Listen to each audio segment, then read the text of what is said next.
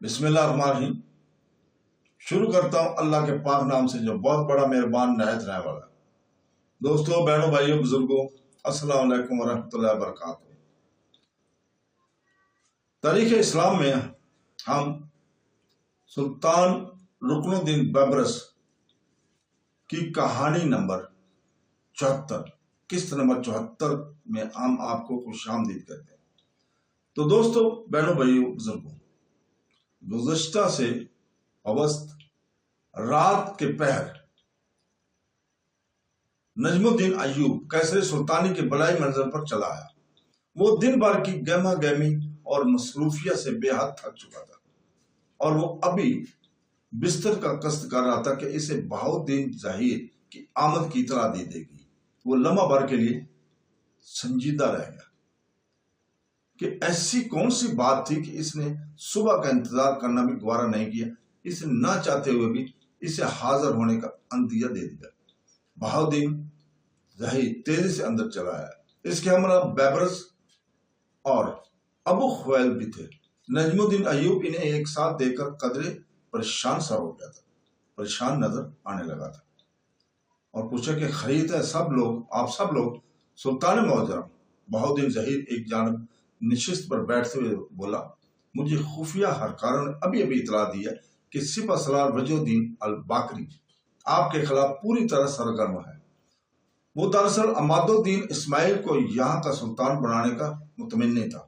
ناکامی کے باعث وہ اپنے آپ میں نہیں رہا اور اب اس نے خفیہ طور پر عماد الدین اسماعیل کو مراسلہ بھیجا کہ وہ کسی نہ طرح بلبک سے نکل کر بلاد مصر پر حملہ کر دے۔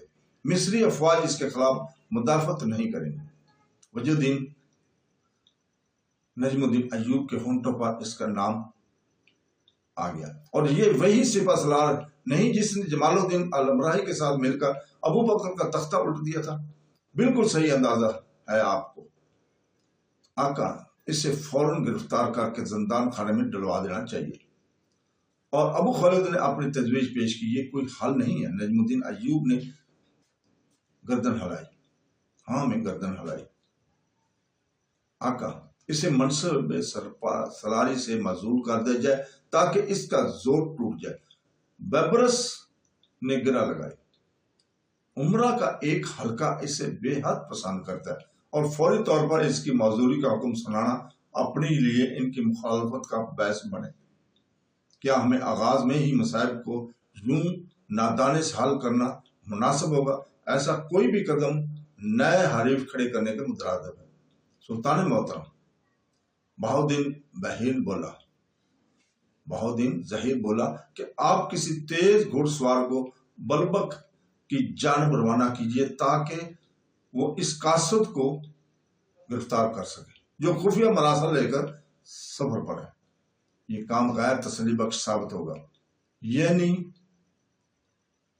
یعنی بات تو یہ ہے کہ کوئی اس بارے میں نہیں جانتا کہ ببلک کی جانب جانے والا قاصد کب اور کس راستے سے گیا اور کتنی منزل دور پہنچ چکا ہے، اور دوسرا، ایسے کاموں میں احتیاط کو ملحوظ خاطر رکھا جاتا ہے۔ وہ قاصد یہاں آ کر وجہ الدین باقری کے بجائے کسی اور شخص کا نام لے دے تو پھر کیا کیا جا سکتا ہے؟ الباقری نے اسے ایسے مرحلے سے نپٹنے کے لیے مکمل تربیت دے رکھی ہوگی۔ ابو خالد نے اس کی بات کو رد کر دیا۔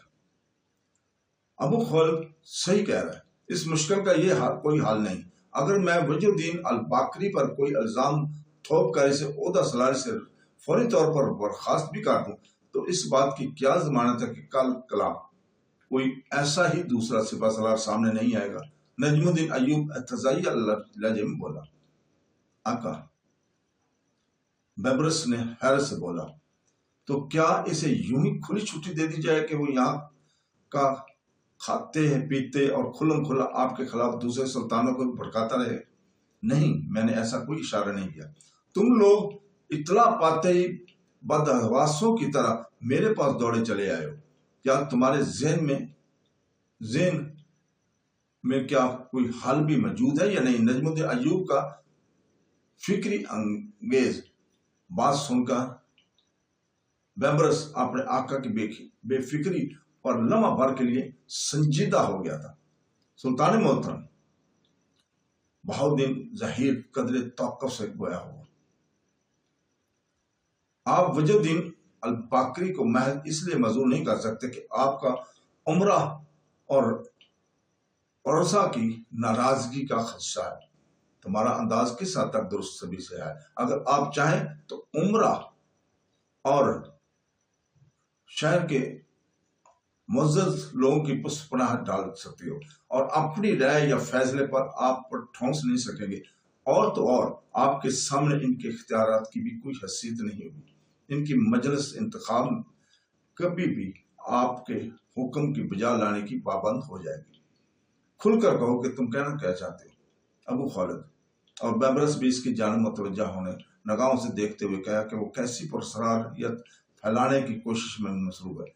सुल्तान मोहतरम बहाउद्दीन संजीदगी से बोला, जब तक आप उम्रा और रसवा के जंगल से नहीं निकल पाएंगे तो आप बाख्तियार नहीं हो सकेंगे। इसके लिए जरूरी है कि आप इन्हें सानवी दर्जा में धकेल दें और इनकी हैसियत को दरबार सुल्तानी में से कम करने के लिए जरूरी अमर यह है कि आप फौरी तौर पर अमीरुल मोमिनीन से रब्ता करें और इससे सरकारी सतह पर सुल्तान मिस्र का परवाना हासिल करें।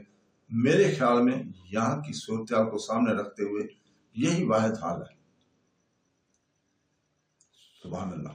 नजमुद्दीन अय्यूब इसकी वजाहत पर झुम सा गया। बहाउद्दीन, तुमने वो बात कही है जिसकी जानिब मेरा जरा भी ध्यान नहीं किया था। मुझे इस बात पर हैरत है।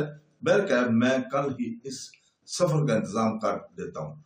तुम खुद अमीरुल मोमिनीन के पास जाकर ये मिस्र का परवाना हासिल करो। सुल्तान मोहतरम, मैं इस जमन में मुआफ़ का ख्वाहिशगार हूँ। मैं ये नहीं कर पाऊंगा। क्या मतलब? सुल्तान मोहतरम, मेरी जान भी आपके लिए हाजिर है, मगर क्या करूं? ये खबीस बीमारी मेरी राह में रुकावट बन गई है।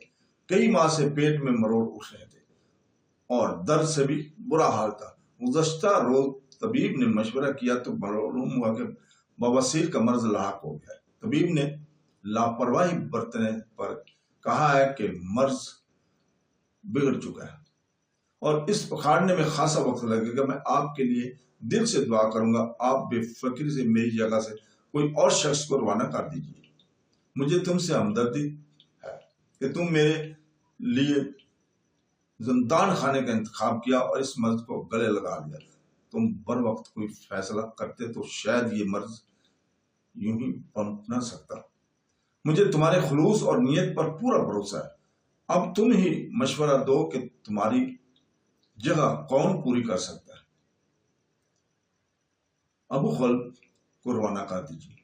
नहीं, मैं इसे अभी कहीं भी भेजना नहीं चाहता, क्योंकि मेरे ज़हन में और मसला दरपेश हैं जिनमें मुझे फौरी तौर पर इसकी राय यहाँ बहुत जरूरत पड़ेगी। आका, बैबरस कदरे झुकते हुए बोला, अगर ये जिम्मेदारी मेरे कंधों पर डाल दी जाए तो तुम्हें ऐसे अमूर का अभी कोई तजर्बा नहीं है बैबरस, मगर तुम्हारी सच्चाई और खुलूस बेदाग है। तो तू ये चाह रहा था कि तुम्हें रवाना कर दूं, मगर ज़हन मुखालफत कर रहा है। इसके साथ ही इजाजत चाहता हूं। अल्लाह हाफ़िज़।